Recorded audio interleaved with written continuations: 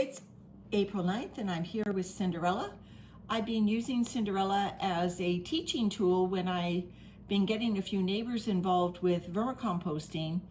So she's in a bit of a jumble, but just an Amazon mailer on top. You can see right away, doesn't look like a typical worm bin, but then Cinderella isn't a typical worm bin. These are bait cups that I've opened out because they've outlived their usefulness. She will eventually eat the cardboard off, but this is what's left of a Starbucks cup that Cinderella had a while ago. Oh, there's a worm still on it. I don't know if this is digestible or this is true plastic. You know, this has been in here over a year.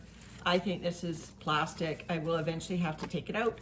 In the meantime, the worms like hanging out in the layers.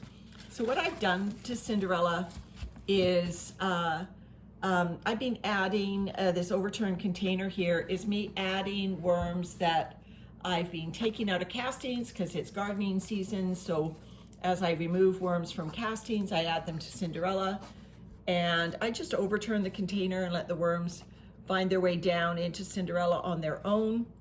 I've been using her as a bit of a reservoir then to hold my excess worms. You can see moisture in there, some castings that the worms left behind, but I don't actually see any wisps or anything left behind. That's been in there a few days now. So I'll just move that aside.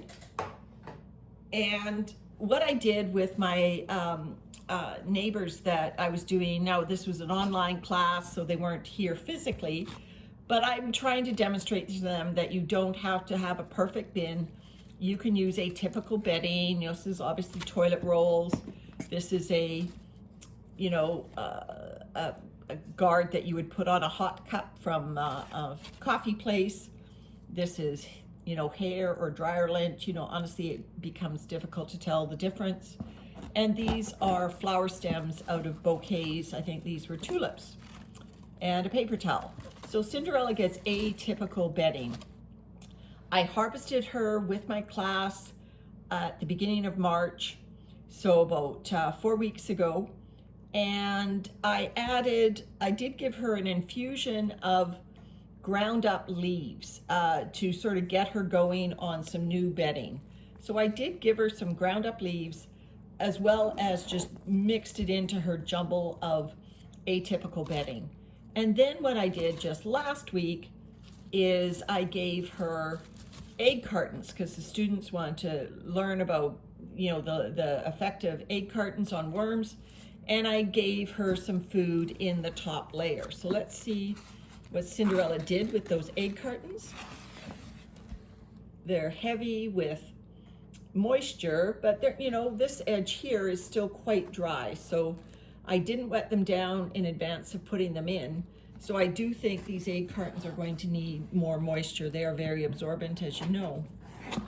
So let me just run my hand along the bottom and see, are we finding Cinderella's worms under the egg carton? There obviously is a stick. I'm not finding worms under the egg cartons. Maybe they weren't wet enough. There's, you know, just a few little worms here and there. Notice that these castings, this vermicompost, is looking quite finished for a bin that is only a month old. And I think part of that is because I don't take all of the vermicast when I harvest. I leave about 1/5 in the bin, and then when I add new bedding, I mix that existing vermicast that has that lovely microbe-rich environment that the worms are familiar with. I mix that with whatever bedding I'm adding.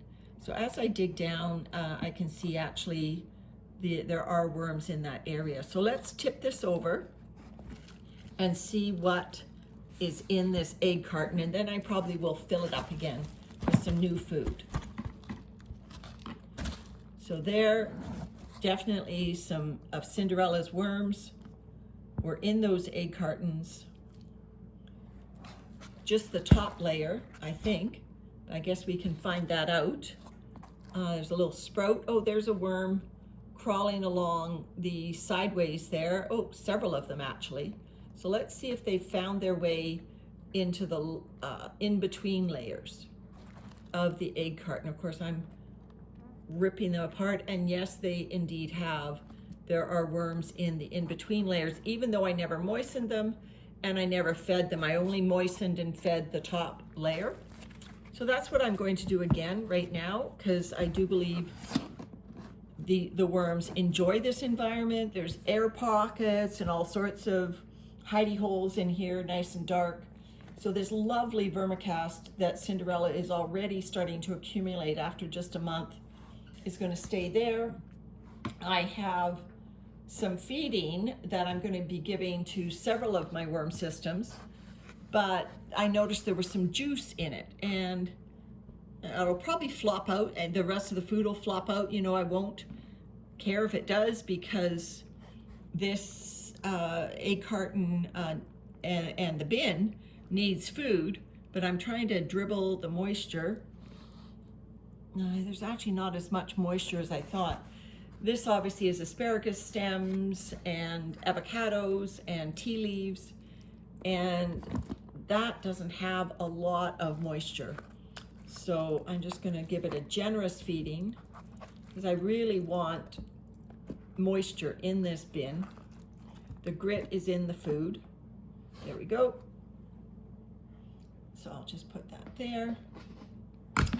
And I will spread the food. Hopefully you can see I'm just spreading it in every cell of the egg carton, as I did before with the previous feeding when I put the egg carton in here initially. This will give the egg carton some much needed moisture. And then I have another trick up my sleeve. I've been pulling worms from my castings, and I've been harvesting microgreens. So here are some microgreens that I've harvested. You know, I've harvested the tops and eaten them already, but these, I just pulled the remaining sprouty roots out of the microgreen container. This happens to be cilantro. And I'm just spreading this around. These sprouts or these microgreens will not grow again because they've been harvested from the top. So I'm putting that, distributing that through the egg carton. And the last thing I'm going to do is I'm going to tip over this container that includes worms from a castings container that I just harvested. And if I just gently pull away some of the bedding, I also pull out big pieces of bedding that haven't been processed out of my castings when I'm going through. If I just pull this aside, you'll see that there are indeed quite a few worms in here. I stopped counting at 300, and you know, there were several periods of time that I was distracted, whatever, and stopped counting. But I actually did count to 300. So I know there's more than that, maybe 350, not sure, but I'm going to do what I do. So I'll just empty those worms out, spread them along the egg carton as well.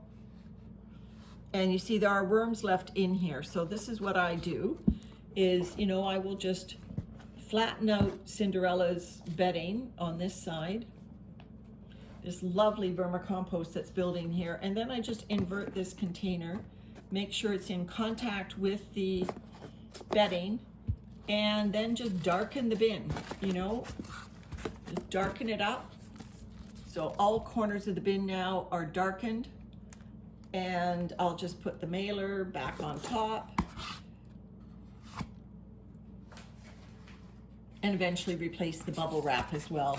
So in a day or two, I'll come out and I will retrieve that inverted container, just like I did today with that other container.